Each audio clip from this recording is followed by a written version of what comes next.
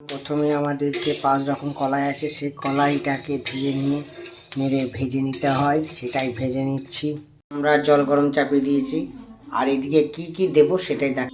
এই যে এর মধ্যে লাগে আলু, বেগুন, তারপর গাছ রসুন, তারপর হচ্ছে পুঁই, বতো, লাল আলু, কচু, জুরাকুল, সিম, এগুলো সব দেওয়া হবে ওতে।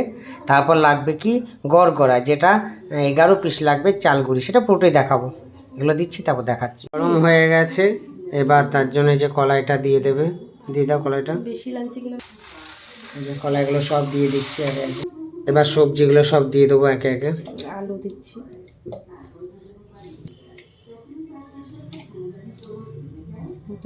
এইভাবে সবগুলো একে একে দিয়ে দেবো। শিম, দেখো গাছ রসুন, গড়াটা করে দিয়ে দিয়েছে। আমি ছিলাম না বলে দেখাতে পারছি না। এটা ফুটছে এখন, এগুলো ফুটবে। এই দেখো কমপ্লিট হয়ে গেছে আমাদের সিজনও, এবার খেলেই হলো।